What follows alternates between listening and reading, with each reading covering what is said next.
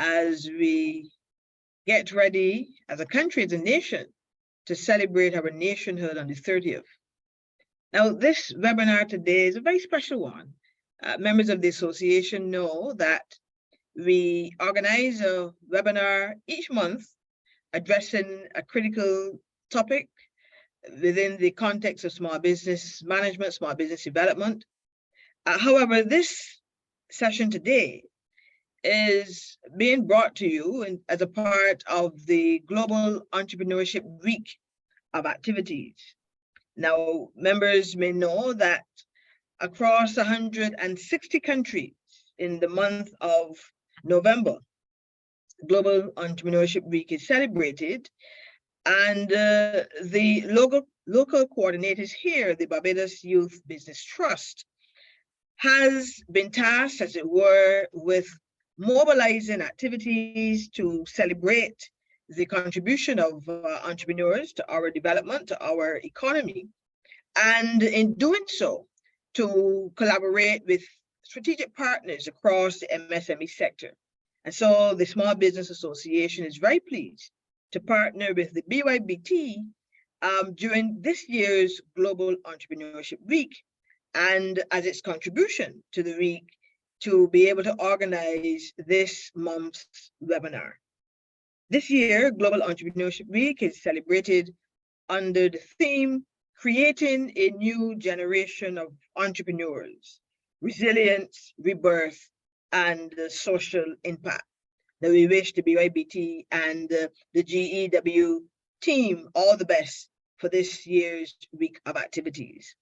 Now, as I said, the SBA is making its contribution to Global Entrepreneurship Week with this webinar today. And we're focusing our attention on the making of an entrepreneurial economy. The making of an entrepreneurial economy. Now, I recall, colleagues, that back in September, as we celebrated Small Business Week, one public servant, one entrepreneur, I think he is, would have penned a rather interesting article in the local press on the entrepreneurial economy. What does it really look like? And the fact that we needed to have an entrepreneurial economy. That was his opinion. He opined that it was important at this time for us to have an entrepreneurial economy. Kudos to that particular writer. We looked at that article, colleagues, and we said, this makes an interesting conversation. What really does it take to have an entrepreneurial economy? What is involved? And we thought there was none better to address this topic for us than our own Professor Justin Robinson. We thought it was fitting, colleagues, for us to get an academic's perspective, but also an expert perspective on this topic. And so without any further ado, I want to introduce our presenter for today, Professor C. Justin Robinson. No stranger to the SBA. He's been with us in the past. The last session, we looked at leadership. And today, we're going to continue the focus during this Global Entrepreneurship Week on entrepreneurship and the contribution to our economies and to our society. A little bit about the professor. Justin Robinson is a professor of corporate finance. He is a national of St. Vincent and the Grenadines and currently serves as Pro Vice Chancellor of the Board of Undergraduate Studies for the University of the West Indies, with responsibility for academic quality assurance across the UWI. He obtained his PhD in finance from the University of Manchester, United Kingdom. He also holds an MSc in finance and econometrics from Florida International University and a BSc in management studies, first-class honors from the University of the West Indies, Cape Hill campus. Professor Robinson's research interests are capital markets in developing countries, public finance, financial risk management, and corporate finance in developing countries. Professor Robinson currently serves as a director of the Central Bank of Barbados, JMMB International, the BISCO, and he's also the first vice president of the Barbados Museum and Historical Society. So you could appreciate from that short bio that our presenter today is very, very, very competent to address our theme. Now, let me remind you, colleagues, as per usual, our session is recorded, is also being streamed on Facebook, and through the BYBT team, it is also being streamed via their LinkedIn platform. So in case you miss any aspect of it, need not worry, you'll be able to go back and watch the session thereafter. Colleagues, help me welcome today Professor Justin Robinson to distill for us this theme, the making of an entrepreneurial economy. Professor Robinson? Okay, thank you very much, Lynette. Good morning to everyone. I've always liked and respected Dr. Holder, but I don't know why she decided to throw me this curveball with this particular topic. But I will give it my best shot here today. So again, let me thank you for the warm welcome as I take a shot at what is a very important, interesting, and I would say somewhat challenging topic. Okay, so I worked very hard on some of these slides, as you see, so I have to make sure you see all of them. That's my intro slide. And in terms of the outline, in part one, I will spend a little time talking through some definitions, because I think they're an important prelude into the discussion. And what I see as the pillars of an entrepreneurial economy, and sort of conclude with what I see as some current opportunities in terms of building out that entrepreneurial economy. I think it would be important at the outset in terms of setting a context that as we try to address building out an entrepreneurial economy in a place like Barbados and other small island developing states, that we are cognizant of the many weaknesses, the threats, and the challenges which may act as a constraint on what is possible and what can be achieved. And as we look at what works in different locales and different parts of the world, we should always be having the back of our minds that our environment is somewhat different, and really think through what is feasible or doable within a space that has these characteristics, so to speak: small size, high levels of public debt, very vulnerable to external shocks, low credit ratings, vulnerable to natural disasters. We are not geopolitically important. We live in a world characterized with geopolitical uncertainty. And our societies have what I would call a horrible socioeconomic historical legacy. These were not meant to be thriving societies for the majority populations. They were really colonial outposts meant to extract wealth. So I think that's an important backdrop to keep in mind, and that as we contemplate solutions, that solutions are workable within the context that we operate in. However, despite that, we have had a fair degree, I would say a lot of success. Barbados certainly is a post-independence success. And if we look at a common measure of well-being, or the wealth, GDP per capita, as measured in 2021,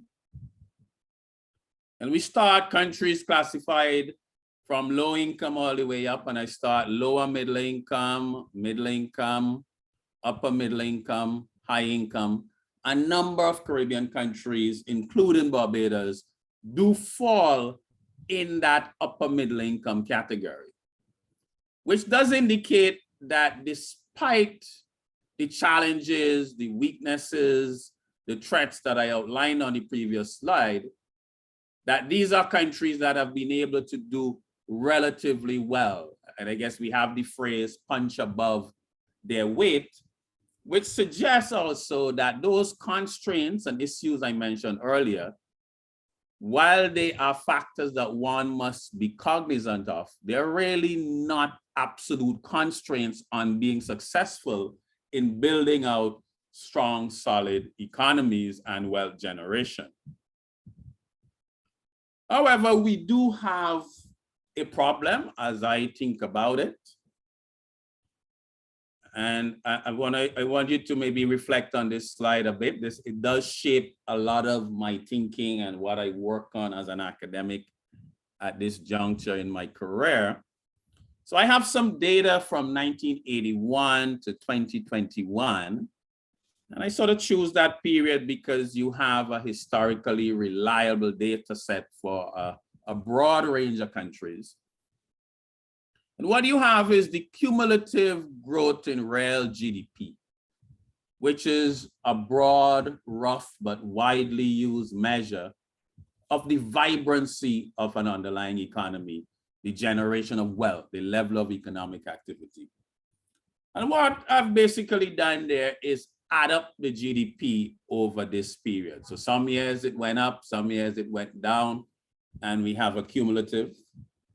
Not all of my colleagues and not everybody sort of agrees with this somewhat crude metric, but I think sometimes averages and others can obscure what has happened. So in that time period, if we take a common reference point we use as a small island developing state, Singapore. It's an island about the size of St. Lucia, former British colony. It became independent at the same time as most of Caribbean countries. Their first Prime Minister, Lee Kuan Yew, was a contemporary of people like Harold Barrow at LSC. And Lee Kuan Yew once famously said he wondered how much more he could have achieved if he had a country the size of Jamaica to manage. And in that period, the Singapore economy would have grown by a cumulative 248.55%. So the economy was roughly 2.5 times bigger. If you started 81, by the end of 2021, the economy was roughly 2.5 times bigger. Closer to home, Dominican Republic, economy almost doubled, 180% bigger. Mauritius, again, this is an emerging reference point for a number of small island states. It's a small island developing state off the coast of Africa. Very similar history to Caribbean countries. And many people argue it's a more relevant reference point than places like Singapore, which have really catapulted to a different league from us and closer to home. Now, as we go through there, what we see is certainly that Barbados and a number of other Caribbean states have really lagged some of their small island developing countries' peers. And if I take that time period, again, just to give a very simple, intuitive way, I look at the number of years with real GDP increases, where GDP grew, number of years with real GDP declines. And we see that the years of recession or GDP declines, one of the things that appears to separate these groups of countries is the amount of years spent in recession, which in a way roll back the gains made in the years of growth. Now, as I lead into the topic, what I see is that what I take away from this data is that in Barbados, what we have, in my opinion, is an economic model that has somewhat stalled. We have achieved middle income status, and we would have achieved that a long time ago, early 80s. And we are sort of bouncing around. There isn't a lot of new wealth being created. We transition from agriculture, sugar, to tourism, financial services. And sort of my viewpoint is that that has taken us to a level of development, but in their current configuration and relying on those activities they appear inadequate to take us to the next level. And this is where I think the urgency of an entrepreneurial economy comes to the fore. I mean, I would have done a newspaper article around this a couple of months ago where I sort of argued that what you have in Barbados is an economy that needs new catalysts for growth. Where is that next growth spurt going to come from that would have taken us post-independence to middle-income status? You know, how do we move to the next level? And I think that's where the urgency of building out an entrepreneurial economy, that new catalyst for growth to take us to the next level, if we are to protect the gains that we've already made and also deal with the new and emerging challenges. So I see the need to build out an entrepreneurial economy as an urgent priority, because if you are standing still and others are moving, it means that you're falling further and further down the line in relative terms. And we need that entrepreneurial push to allow us really to protect the gains that we have and to deal with the emerging challenges. So I now move to look specifically more at this whole issue of entrepreneurship and building out an entrepreneurial economy.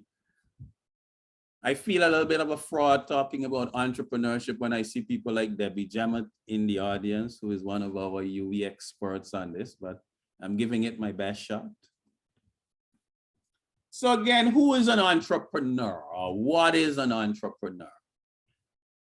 And we have some well-known authors there, and there are a couple of features that rarely emerge. You know, somebody who is bearing risks or risk-taking is that feature of the entrepreneur and entrepreneurship. Shifting resources to higher productivity.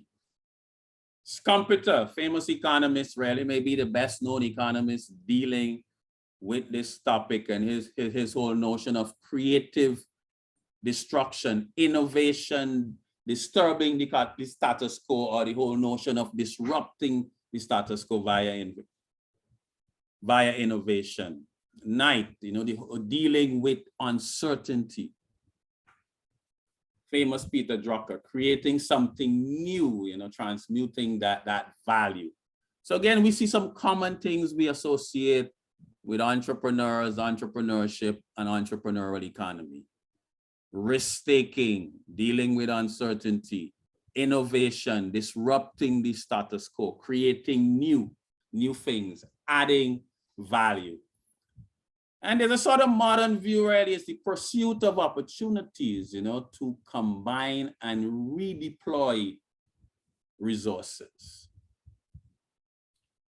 Now, as I sort of thought about this particular talk, and I've been sort of thinking about the new growth catalysts that I mentioned earlier, as I reflect on that, what I call that stalled economy, one of the things I pay a lot of attention to is what I see as the different types of entrepreneurship. And the literature really tends to identify maybe these sort of categories: replicative versus innovative entrepreneurship, opportunity-based entrepreneurship versus necessity-based entrepreneurship, corporate venturing, which is really entrepreneurial activities within established corporations, and something that has really come of age in the last decade or so, the sort of social venturing entrepreneurial activities that are not necessarily profit generation in their orientation. And replicative entrepreneurs are seen as functioning as efficient coordinators of resources. So they start and they maintain businesses that mimic the predecessors. So they are really not innovating. They're not doing anything new. It's a new business that is doing something that is already being done. So you tend to have the provision of existing goods and services coming through a new business. Whereas innovative entrepreneurship sort of reshapes industries and tends to have the potential to add huge value to economies. You know, Google Intel, Amazon, Facebook, eBay. These are some of the sort of global examples. Locally, I think of places like Automotive Art, Foursquare, Round Factory, where they are doing even something familiar in a fundamentally different way. And then necessity-based entrepreneurs sort of start businesses due to a lack of alternatives. So you become an entrepreneur by need. And sometimes these tend to be small, low capital ventures. And they are almost of entrepreneurship of the replicative type. You are not venturing into a new area or seeking to disrupt an industry. And the literature suggests that this is the most common form of entrepreneurship in emerging economies. And then you have opportunity-based entrepreneur. So they are motivated. So in a sense, they are capitalizing on opportunity. They are solving a problem for you. So Amazon, online shopping and things like that, they're solving a problem. There is an opportunity presented by the new technology. There's a problem that persons have that is being solved, Uber and that type of business. And that tends to account for virtually all of the innovative entrepreneurship. And today, that is most frequently found in the developed economies of the world. So that's a sharp contrast we see in the literature between the type of entrepreneurship that is dominant in emerging or developing economies versus those in developed or advanced economies. Corporate venturing has become more common. So even within established corporations, and places like Amazon and Facebook to some extent are kind of well known for this, that they have a known business, but within that corporation, they have teams that are working on the next big innovation. And in a way that falls squarely into the famous economist Schumpeter's notion of creative destruction, where, and following on the work of Michael Porter, following on from that, where you can create competitive advantage by destroying your own competitive advantage. You are looking at the next big thing, where corporations themselves, which are often seen as established businesses, are committed to innovation or pursuing opportunities. And then we have social venturing, where again, this could either be replicative, innovative, opportunity-based, but the focus is not profit orientation. You are seeking to solve some sort of social problem. And a lot of this has emerged, for example, in green tech or clean tech. Barbados just did a debt for nature swap with TNC, the Nature Conservancy. And one of the major areas, they sort of represent an area of social venturing where you have social impact investors. So these are investors that are pooling large amounts of funds, but the primary objective is having some social impact as distinct from generating a rate of return. So in terms of thinking about what is an entrepreneurial economy then, which is really what you invited me here a little bit to speak about. And I would argue that my suggestion here is that an entrepreneurial economy is an economy with an ecosystem that facilitates the thriving of various types of entrepreneurship at the various stages of entrepreneurial activities. And I somehow think that is potentially important in terms of the composition of the definition. Because there is the available evidence suggests that the majority of the entrepreneurship in Barbados is of the necessity-driven replicative type. And the available evidence suggests that if you have a preponderance of that type of entrepreneurship, then you're not really going to have an entrepreneurial economy. In a way, that type of entrepreneurship fits into the broader economic problem for Barbados that I highlighted earlier, where it will only take you so far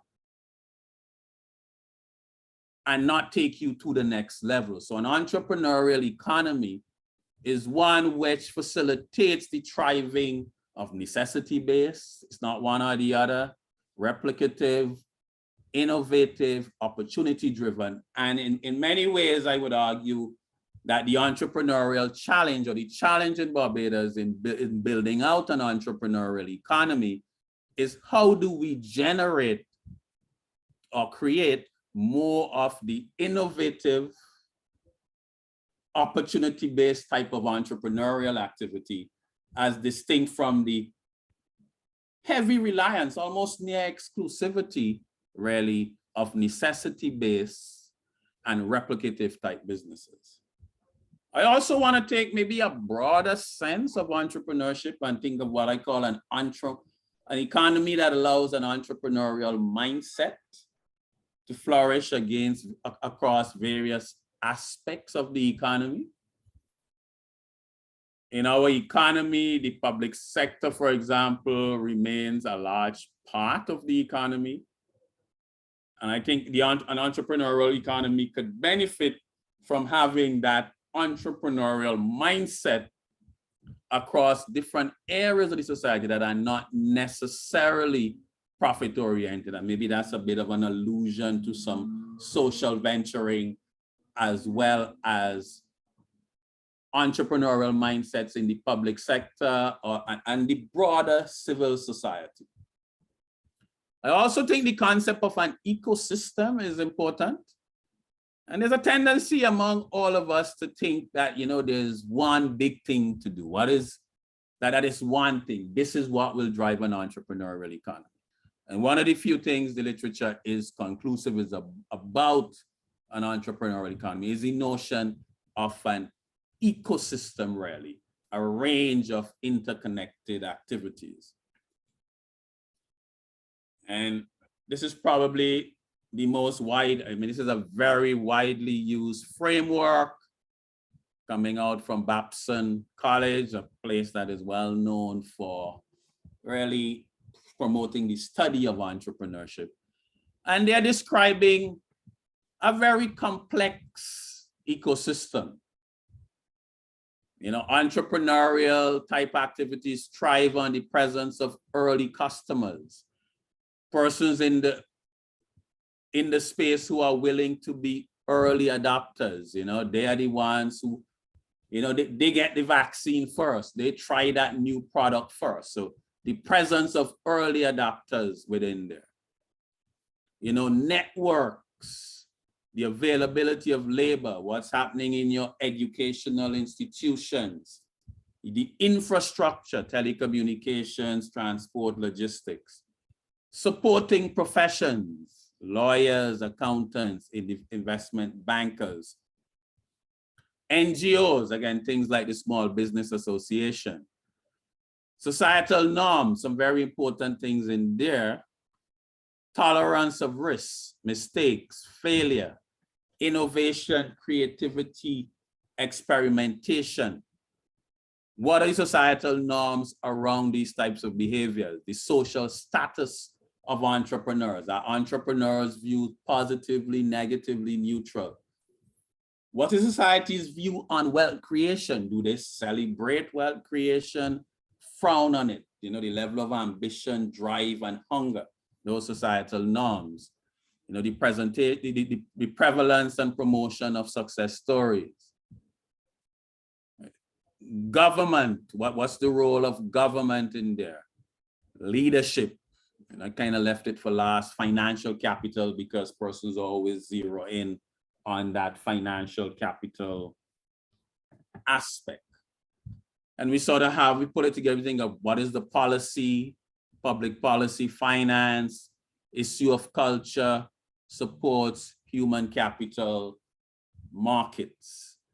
And I would think that many people in the audience are really familiar with these types of issues. And what I want to do is maybe dwell and elaborate a bit more on particular aspects of these. So these are all critical parts of our of an entrepreneurship ecosystem.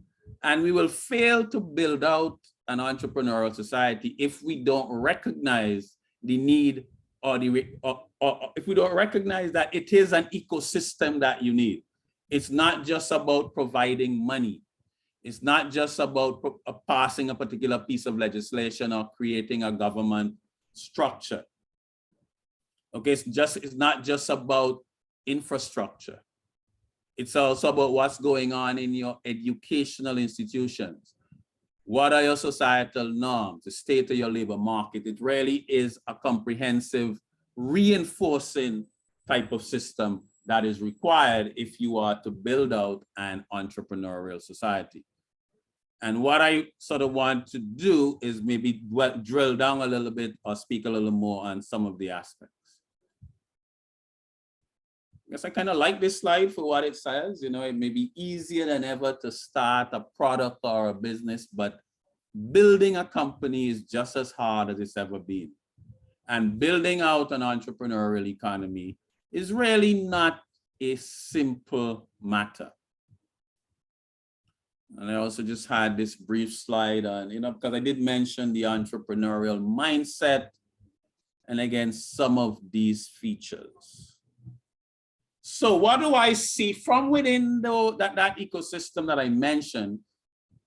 I wanted to pick out some key aspects as to what I call pillars for building out an entrepreneurial economy in Barbados. And the ones I want to focus on: macroeconomic stability and what I call policy credibility, dealing with market size constraints, having an enabling business environment, the whole issue of digitization, a policy emphasis on moving beyond necessity, replicative-based entrepreneurship to really include and expand innovation and opportunity-based entrepreneurship, and building a tolerance for disruption and an entrepreneurial mindset. Now, you can't do everything at once, and everything in the ecosystem is not equally important for a society at a particular point in time. And these are some of the ones that I wanted to pull out and emphasize, like, expand a bit on in this particular talk. And I'm hoping that persons can see how these points that I have pulled out here really tie back to items within that ecosystem that I shared earlier. Okay, so macroeconomic stability, and I started with that, and I said to myself, maybe that's a lot to ask for in a small island developing state as vulnerable in Barbados. And I think, and I settled on what I would call policy credibility. Entrepreneurs, businesses in general, they thrive on a level of predictability and stability in terms of the macroeconomic political environment within which they operate. So I think one of the things that we can control, and a key pillar in building out an entrepreneurial society, is to provide that base where the policymakers provide policy credibility. I think in Barbados, we know what those key things are: a commitment to the fixed exchange rate. Now, what that means is that you have adequate foreign exchange to protect, maintain, defend that fixed exchange rate. We have a benchmark of at least 12 weeks.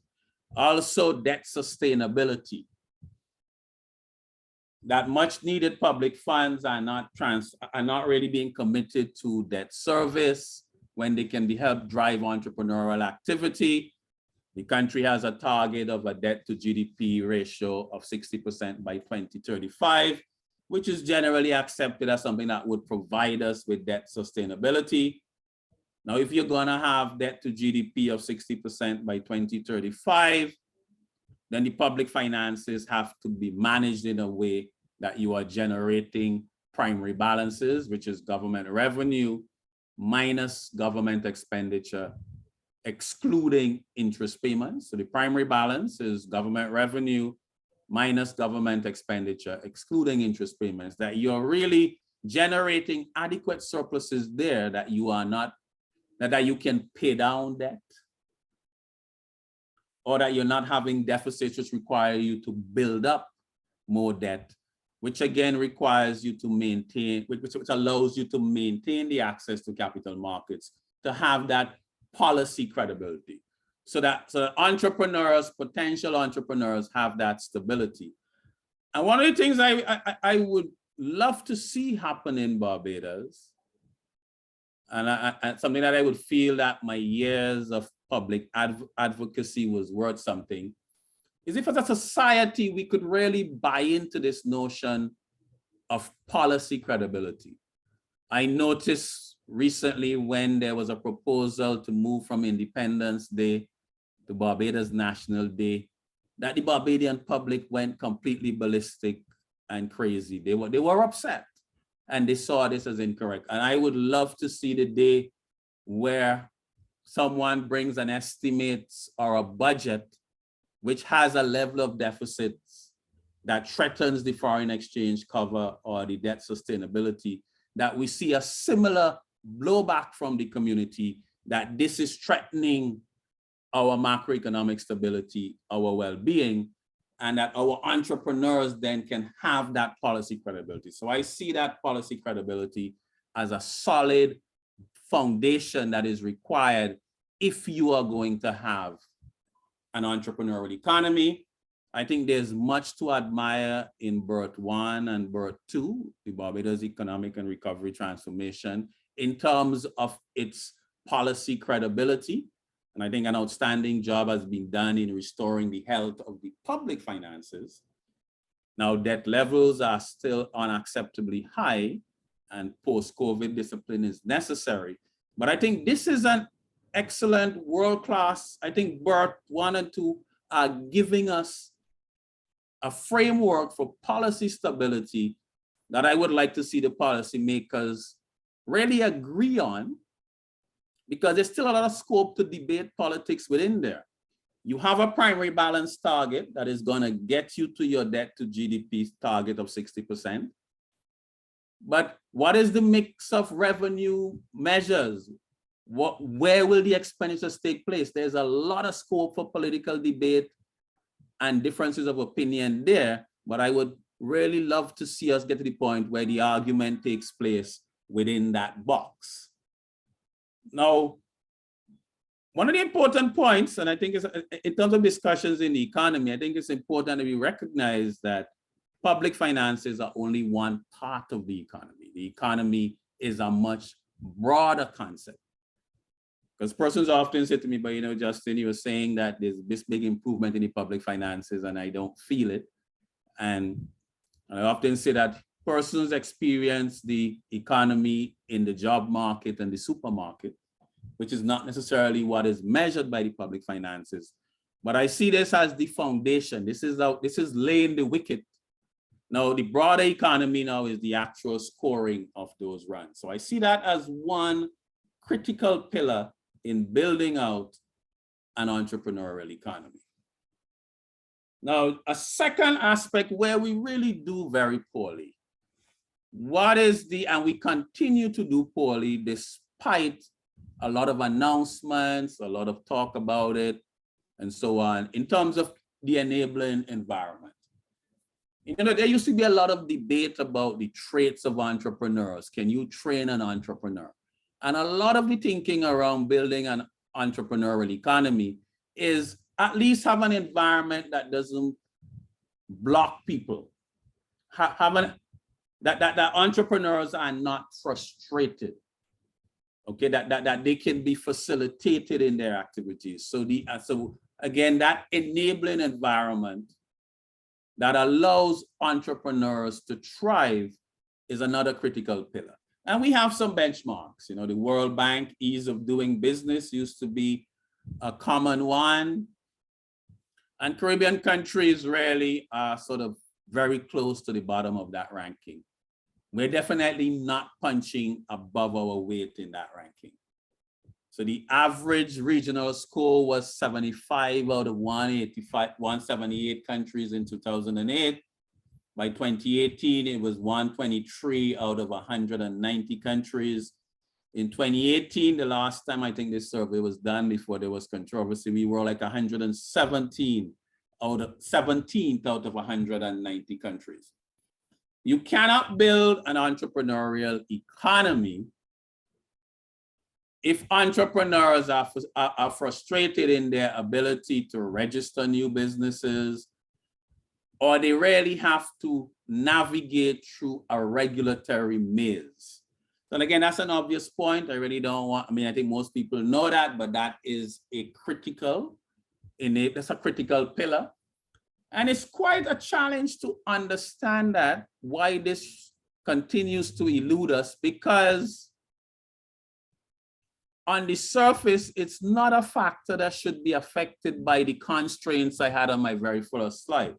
This is a lot about passing legislation, processes, and procedures, and it's not really a function of markets, small size, great distance from the markets we want to serve, and so on. So these are things, as a society that prides itself on the level of education and so on, these are things that we should be able to get right. And for me, it really remains an unexplained issue as to why small countries, a small country like this, high level of education, high level of internet connectivity, high level of modernity, is unable to have a business-friendly environment. And it may point to some of the more troubling or more difficult aspects of the ecosystem I mentioned earlier, such as attitudes towards wealth creation, attitudes towards entrepreneurship and business. And if these aspects are part of culture, they really represent some very difficult challenges, because if we take the word culture in a definitional sense, it's part of who we are and what you do. And by definition, it's very difficult to change and takes time. And again, on all of these indices, we do very poorly world competitiveness ranking, whereas small countries, Denmark, Switzerland, Singapore, Sweden, Hong Kong, can all appear in the top 10 of competitive countries in terms of the World Economic Forum's ranking. We are nowhere to be seen really in terms of this pack. I think Barbados would have been somewhere around number 55. And again, quite a bit of this is about your policies and things that on the surface you have control of and are really not defined by our geography and factors like that. Again, the startup ecosystem. We don't appear in these rankings. We are not even really ranked. So our environment for the creation and fostering of entrepreneurial type activities clearly is not in the same stratosphere as being world-class. We are punching way below our weight. Again, if you look at the top 30 global startup ecosystems, again, if you look at these cities that are located there, we don't feature in there. Again, pointing to the fact that we are really quite poor. I guess I've sort of made that point before. Institutional quality. Now, one of the other aspects of the ecosystem that I wanted to talk a little bit, what I wanted to pull out was this whole notion of a tolerance for disruption. And I don't want to pretend that this is an easy issue to solve, as it may go deeper to culture. And I don't necessarily have any easy answers. But entrepreneurship tends to come with levels of disruption. I may be exposing my age, but I certainly recall that I used to look forward to going to the United States to spend time in my summer breaks, to spend time in Barnes and Noble, Anybody here remembers Barnes and Noble, the bookstore? Oh, yes. I mean, I used to look forward there. I remember Phil Phillips having conversations with me about he wanted to bring a Barnes and Noble franchise to Barbados. Now, what has happened to Barnes and Noble? Does it still exist? Now, Amazon, the rise of part of the rise of Amazon is that you have these casualties. So when you have innovation, entrepreneurship, it is often not a bloodless, painless process. That there is disruption. Some established businesses can go out of business, or they go down the ranking order. A new set of people get rich. Some people get relatively poor. And what is the tolerance in our society, in our societies, for that type of disruption? And how do we engage that issue? And it might be interesting to hear from persons in terms of that back and forth. You know, I think I remember it was former Prime Minister Friend Stewart who said, you know, without the pain of Easter Sunday, there's no Good Friday. Sorry, without the pain of Good Friday, there is no Easter Sunday, you know. You have to, so that disruption is a necessary process. And what is our tolerance for that? And maybe one of the more troubling hypotheses we have out there, and I think this was raised very poignantly by Winston Ducaran, former central bank governor of Trinidad and Tobago in 2012, where he raised the notion of what he called an anti-growth alliance. I think Avinash Prasad would have mentioned an anti-growth coalition.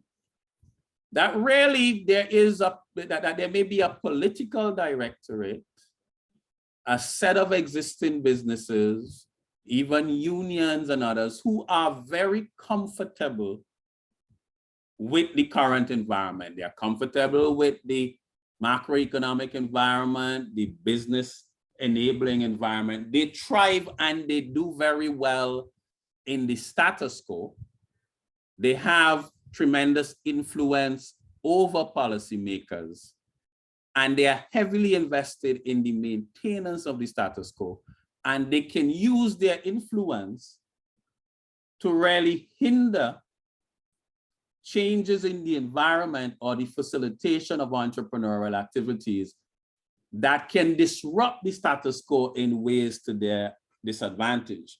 I mean, one way you can think about this then is that Caribbean states may be good for some business persons, but not necessarily good for all businesses. And that's an interesting hypothesis that was put out there by Ducaran in 2012. Avinash Prasad has spoken to it. And if that hypothesis holds, it does present a real challenge for building out an entrepreneurial economy, because disruption, a changing of the guard, new entities emerging at the expense of old entities is often a critical feature of an entrepreneurial economy.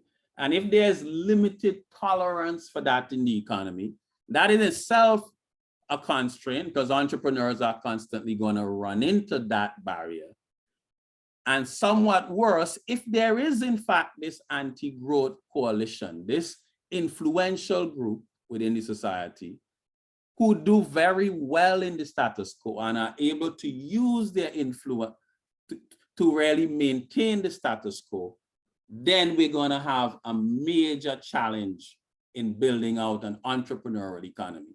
An entrepreneurial economy requires a policy environment that is good for business, as distinct from one that is good for some business persons.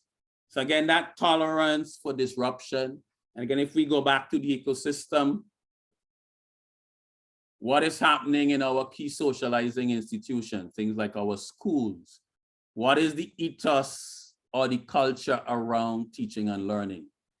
Is it rote learning, hush your mouth, just do what you are told? a person's inculcated with the view that they engage, that they challenge. You know? So is there that tolerance for disruption, different views, and so on and so forth? So again, I see those that I've highlighted there from the ecosystem as really three critical factors. That is the macroeconomic stability, building out that enabling business environment, and that tolerance for disruption and an entrepreneurial mindset. I just want to mention briefly, digitization is a critical pillar for us in building out an entrepreneurial economy. I think that has been much ventilated in the public, but it does allow us to break through some of the constraints of the distance from our target markets and small size and so on. And certainly I would see as a key pillar in building out an entrepreneurial economy is cheap broadband access.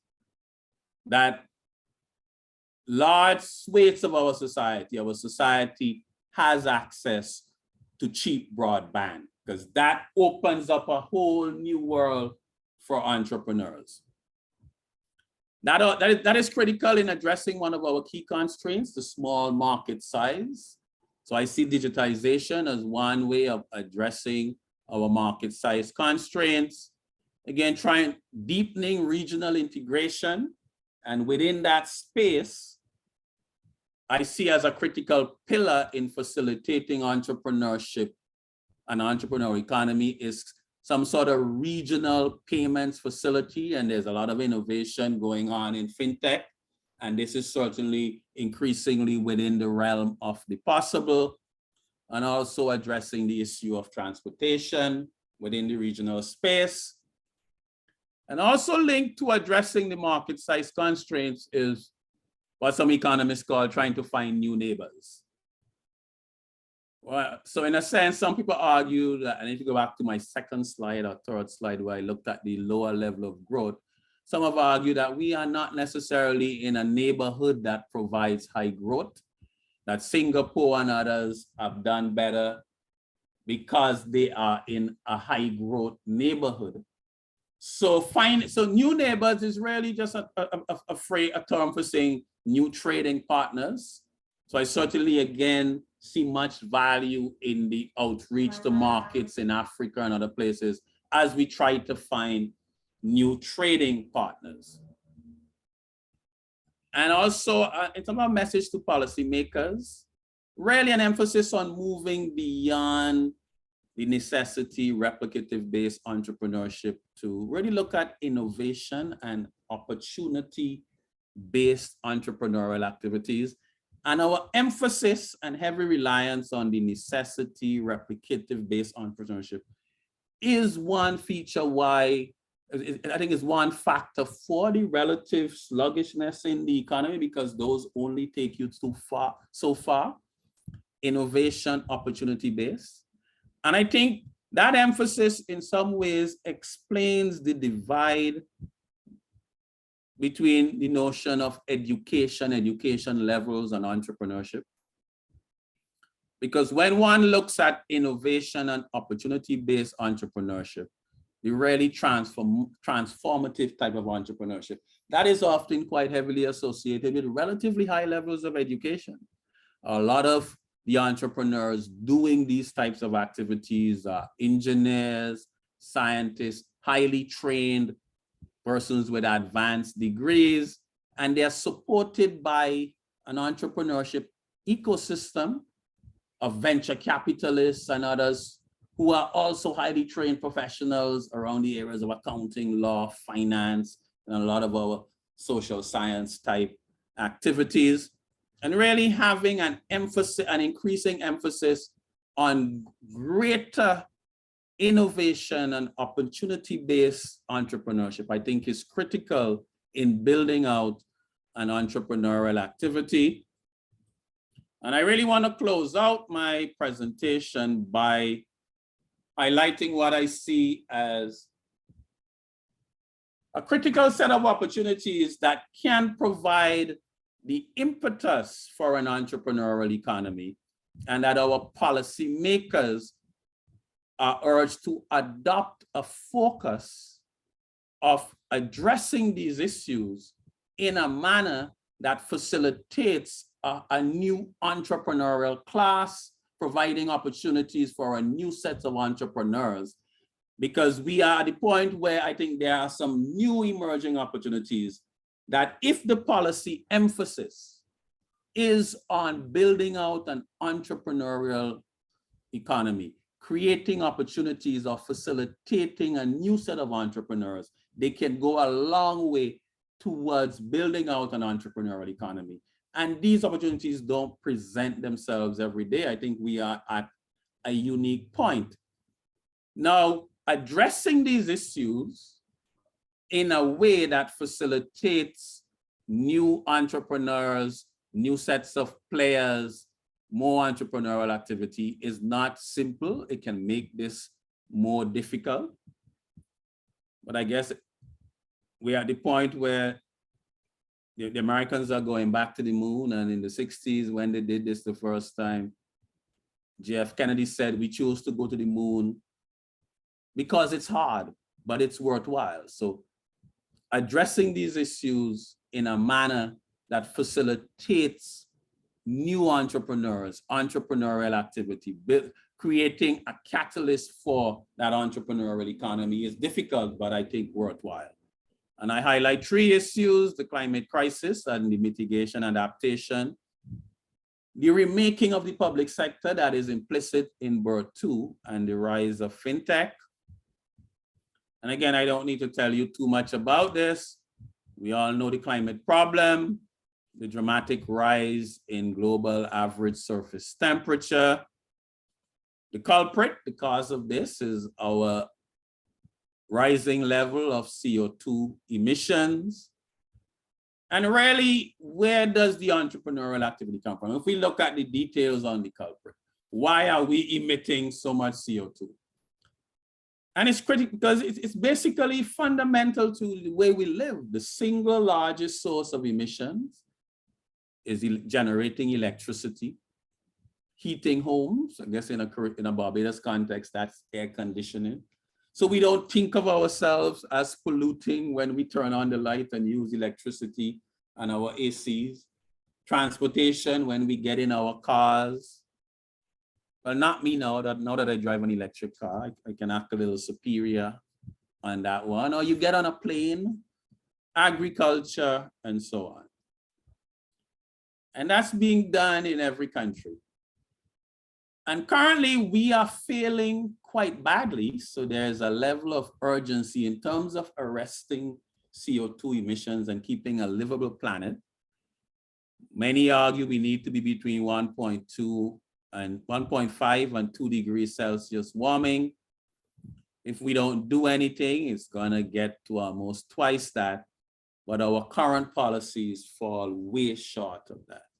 And the point here is that achieving even a fraction of those targets is gonna require a massive transition in the way we live our lives. If we are to meet these targets, for example, by 2030, 60% of global car sales must be electric. All new buildings must be carbon ready, and so on. These are massive adjustments. So, and again, just to wrap up this point quickly, the point I'm making is that the mitigation and adaptation to climate change is in many ways the single largest business opportunity out there at this point in time. And as Barbados builds out its response, my message here is that policymakers would want to build into their plans that this adjustment is done in a manner that it provides opportunities for new entrepreneurs, creating a new entrepreneurial class, building out an entrepreneurial economy. Again, BERT 2 and meeting those fiscal targets is built heavily around what has been euphemistically called a lot of public sector reform dealing with state-owned enterprises. I'm of the view that this transformation, this needed transformation, can serve as a catalyst for building out an entrepreneurial economy. Solid waste management. So we all pay that levy on our water bills and so on. That levy could remain, but do we need a single state-owned enterprises, SSA, collecting garbage? Is this an opportunity to create a new entrepreneurial class, a set of new opportunities, build out an entrepreneurial economy by having, you can have a St. Philip, St. John route, the country is split up into sections. Companies bid for these sections and they get that business. Again, can that build out a new entrepreneurial class in solid waste management, disposal? I think these are unique opportunities as we enter a second IMF program, focus on that. Again, the whole area of public transformation, transportation. Do we need a monolith called the Transport Board? Or can that be divested in a manner that again creates a new entrepreneurial class, new opportunities for business people, building out an entrepreneurial economy, healthcare delivery, education? I mean, I'm struck by the newest listing on the Jamaica Stock Exchange, their junior market, is really a company called One Education, and they are raising hundreds of millions of dollars on the stock exchange. And what they are really doing is that they are providing what we call in Barbados, they're providing lessons. So again, within this space, as we seek to reform our education sector, does this have to be done within the monolith of state-driven delivery? We have a cadre of teachers, current and retired, a well-educated population. Again, as we seek to reform these, can we use our intelligence and have the will to really seek to do these reforms in a way that create new opportunities and help build out an entrepreneurial economy? And in closing, entrepreneurial post-colonial societies are rare. That certainly is something. And I certainly would urge my colleagues in political science, sociology, culture, who know maybe to probe these issues. But Barbados is in need of that economic invigoration. So I see the building out of the entrepreneurial economy as critical to providing that invigoration to maintain the historical gains and address emerging challenges and opportunity. And my final comment in my formal bit is that the entrepreneurial economy requires us to move beyond needs-based replicative entrepreneurship to include opportunity and innovation-based entrepreneurship that's founded on our strong human capital, economic policy credibility, and a supportive regulatory regime fostering the full spectrum of the entrepreneurial ecosystem. And I thank you for your indulgence.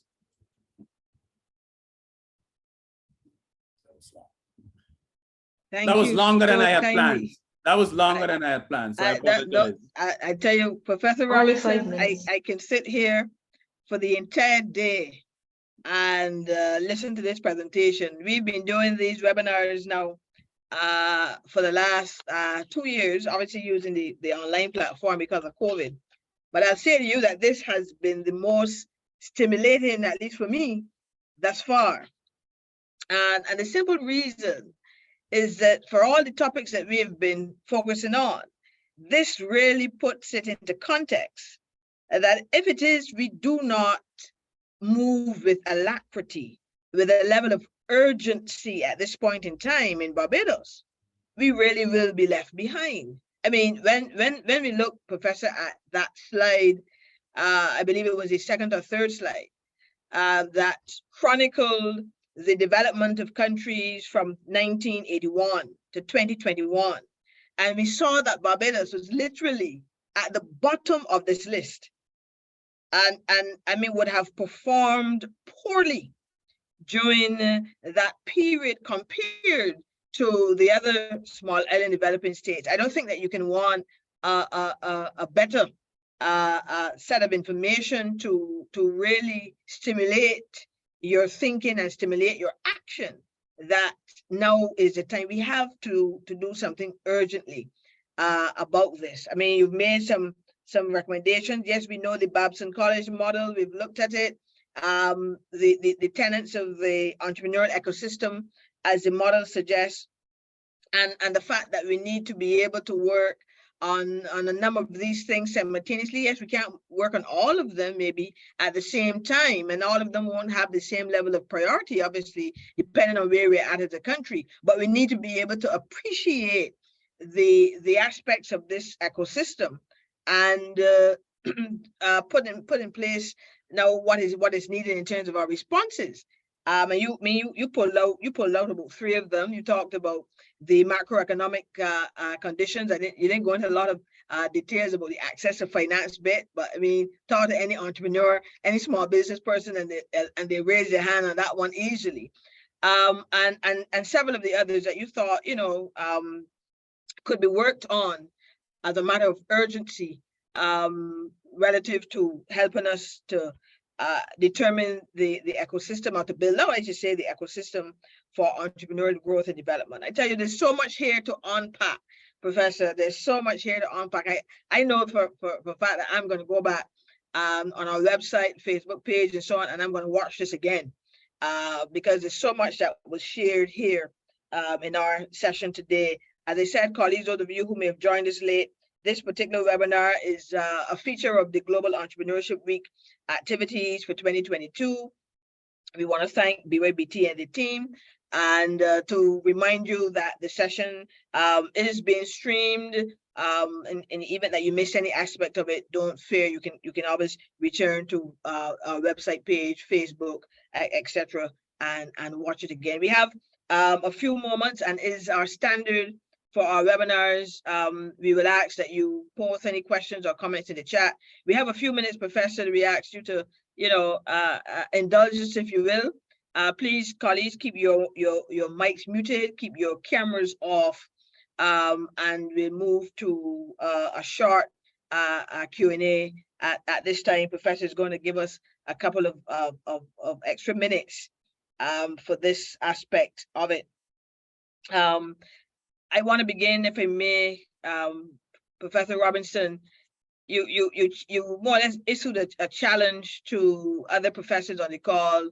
You mentioned your comrade, Ms. Jemmett, and so on, and others who may need to maybe do some more research to find out why is it that our economies that have been, former colonies that we have failed, so miserably, it would appear, in this area of entrepreneurship. And I remember Professor, actually Vice Chancellor Beckles, Hilary Beckles, given a lecture during one of our lecture series here at the SBA, and he actually chronicled from the 16th century to now, what has been our development path, and why is it that we have really not been able to build out that kind of entrepreneurial culture that is needed. And I think you touched on it when you mentioned the issue of culture. That there seemed to be an underlying spirit, if you will, an invisible hand, if you will, that is contented to keep the status quo as it is. And the question is, I don't know if you want to take a stab at it, what do we really need to do to address this cultural problem? Because that's what it seems to be, in my view, and maybe others on the call today may agree.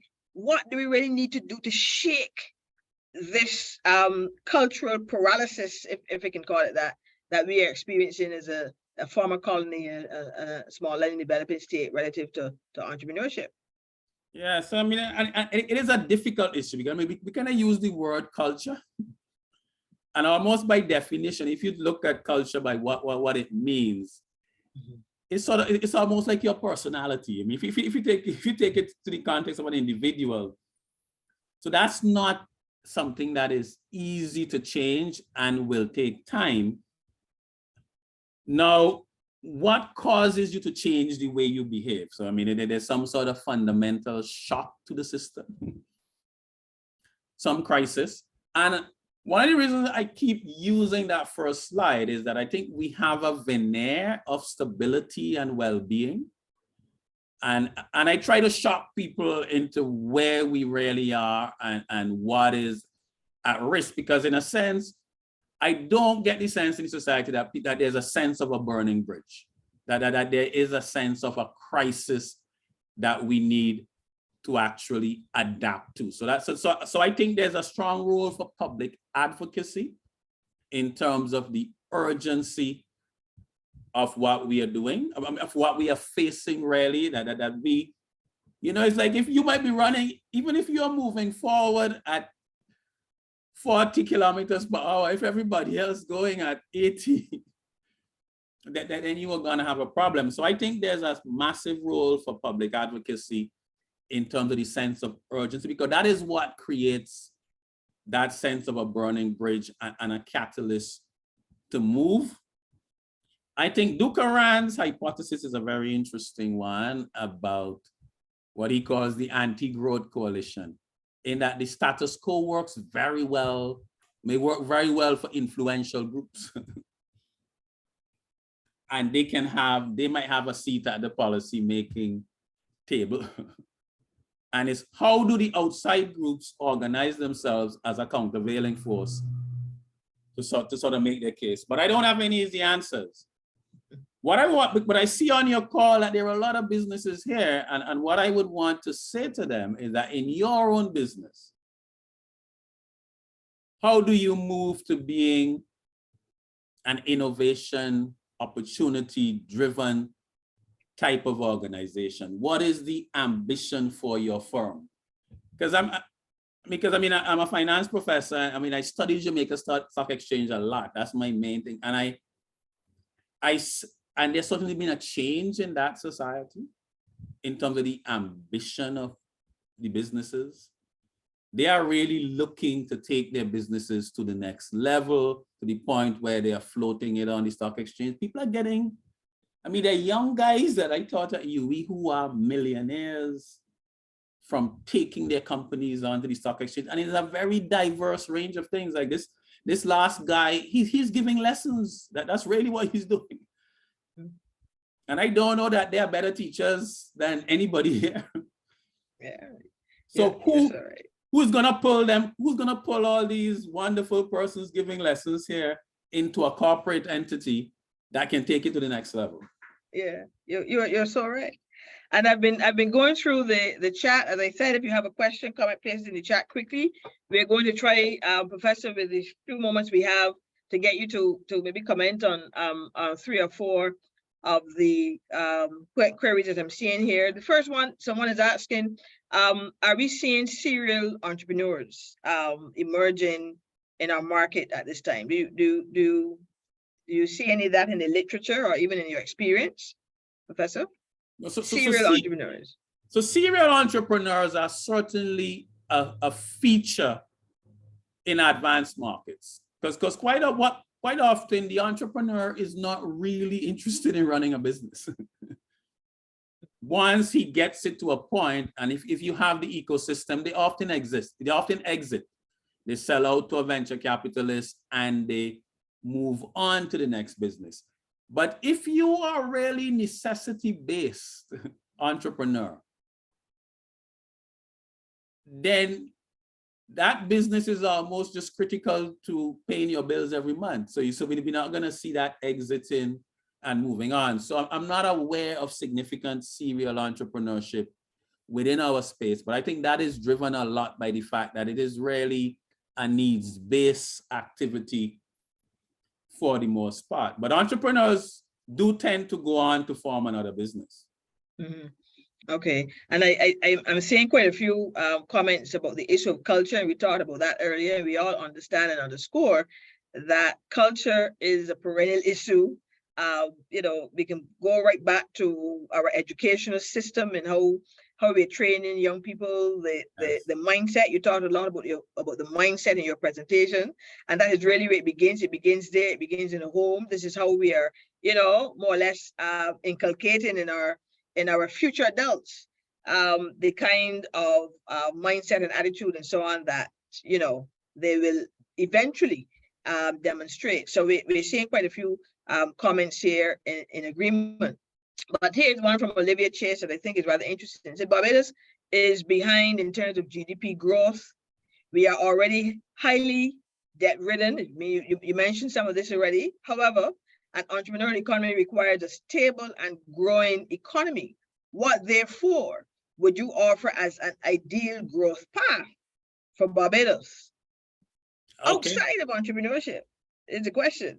Okay. So I think there are two parts to that question. I think the current policy stance coming out from the BIRD Program 1 and 2, I think that goes a long way in terms of dealing with the public finance aspect of economic stability. I think we have a credible program to move to a sustainable level of debt. And I think that's a very important and useful development that has happened in the last 4 or 5 years. Now, the other element is often the more difficult. And there's a joke, in econ circles, there's a joke about the IMF. People often argue that IMF is really an acronym for "It's My Fiscal." And that IMF programs tend to focus a lot on fixing the public finances. And there's an assumption that if you fix the public finances, then the other things will fall into place, and the policymakers don't pay enough attention to the other aspect of the economy. I mean, if you think of it in Barbados, hardly anybody ever thinks of the Ministry of Economic Affairs. We have broken those ministries into 2 pieces for a reason, because finance deals with the public finances. Economic affairs is supposed to deal with what we are talking about here. And I think one of our challenges is that there isn't sufficient attention to that aspect, or that we tend to think once we do the public finance bit, then we are fine. I don't see a sustainable growth path outside an entrepreneurial economy. I don't see it. If the state-led model and the others have gotten us this far, I mean, and that's central to my thesis and my argument, is that it's gotten us this far, but it cannot take us to the next level. Agree. I quite agree that I can't see another path outside of entrepreneurship. It has to be that entrepreneurial economy and doing all that we need to. And it need not be any one big thing. That there's a way in which policymakers, because they have their, and it's understandable from their viewpoint, you are interested in businesses and you just say, well, I'm going to deliver 10,000 jobs. But those one big things are few and far between. I think what you need is an ecosystem, a number of innovative entrepreneurial firms. If you look at somebody like Foursquare, that's a very innovative business that has really carved a niche for itself globally. I mean, they're probably the most awarded rum in the world. So, I mean, and rum in itself is becoming a high status drink. I mean, when I was living in the US, the UK, nobody drank rum per se. But now if you go to high-end restaurants, high-end rums like Foursquare are there. I mean, they are what? So, and again, if you look at their process, what is their selling point? They are using a process that goes back to plantation times, Lynette, I know you don't know much about rum, but these are distilled in pot stills that go back, and not a lot of people do that.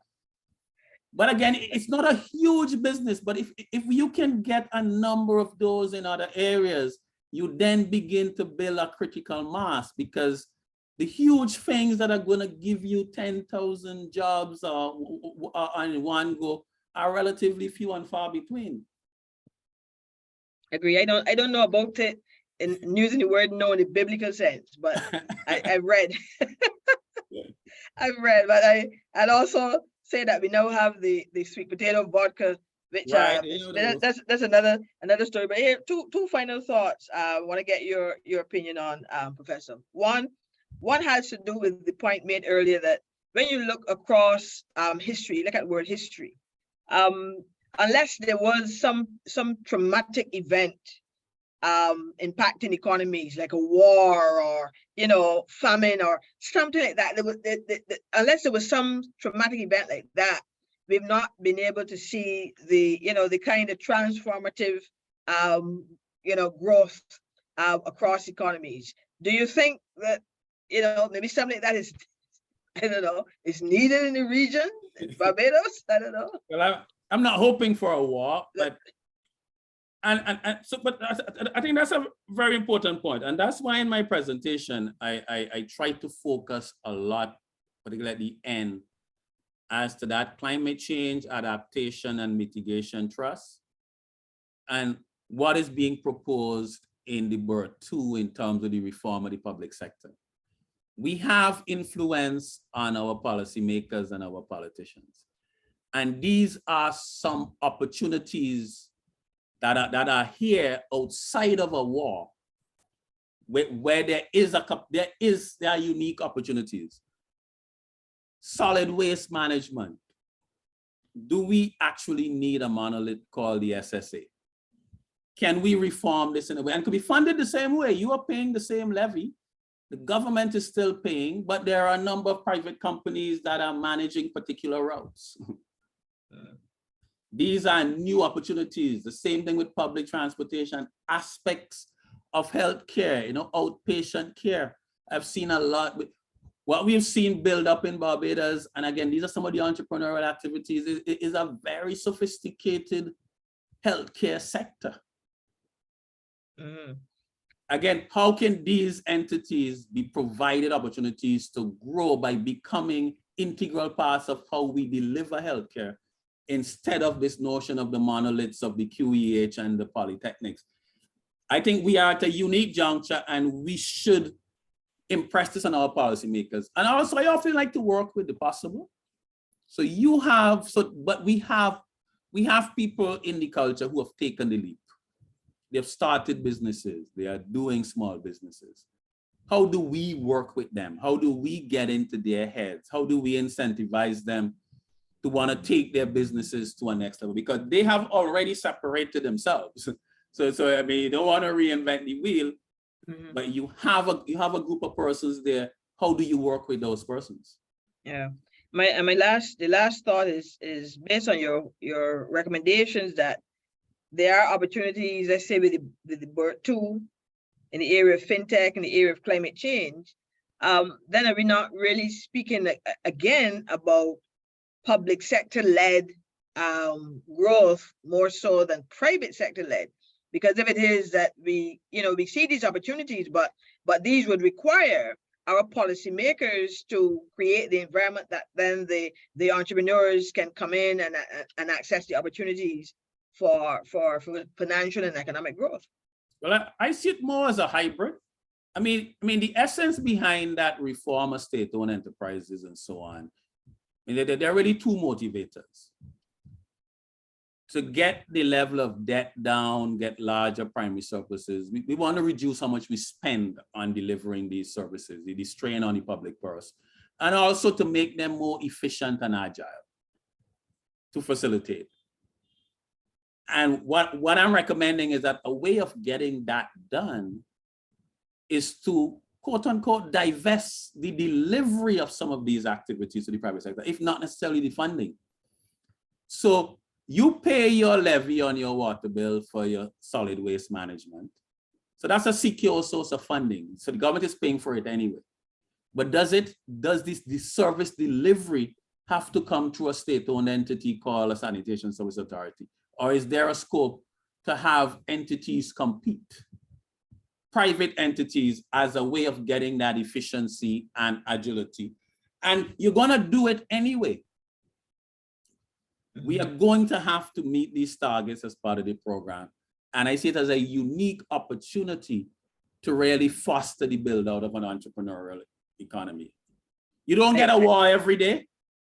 You don't get these kinds of reforms every day either. You don't get these kinds of opportunities every day either. Yeah, so someone brought to my attention the whole issue of the war and how these have impacted economies in the past and created disruption, you know. So I just thought I would mention it.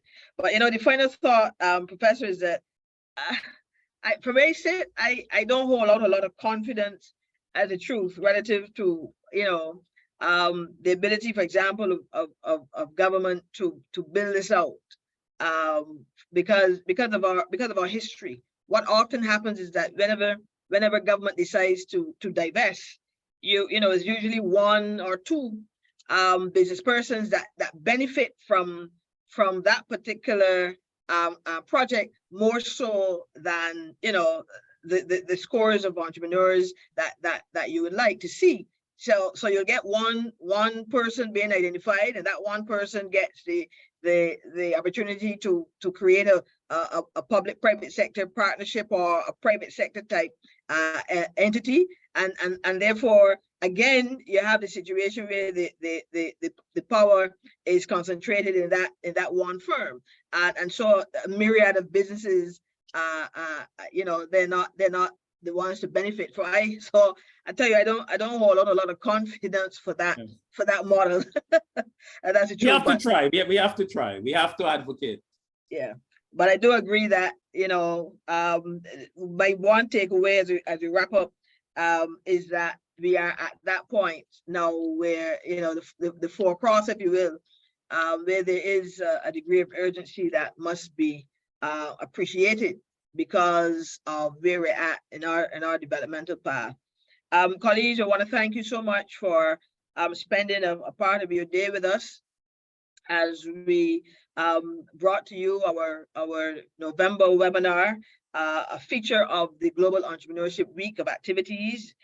This month, we are sincerely appreciative to Professor Justin Robinson, who came on our call again and who really stimulated our thought and challenges, I believe, to really look at how we need to go forward in creating this entrepreneurial economy that is needed at this point in time. As I said before, if you miss any aspect of the presentation, you can visit our website, www.sba.bb, in the SBA TV section in another day or so, or you can go on our Facebook page. You can also go on the BYBT's Facebook page, as well as we've streamed this session today. This concludes our event for Global Entrepreneurship Week. We want to thank you so much for your participation. Let me put a plug here at this time.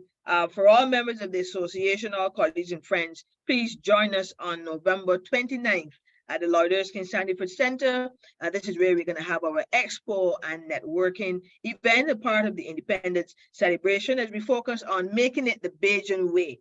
So join us to participate in this session. We have several of our members who will be displaying items, craft, food and beverage, beauty care products, and the like, confectionery. How many of you remember the old time sugar cake and the comfort and all that?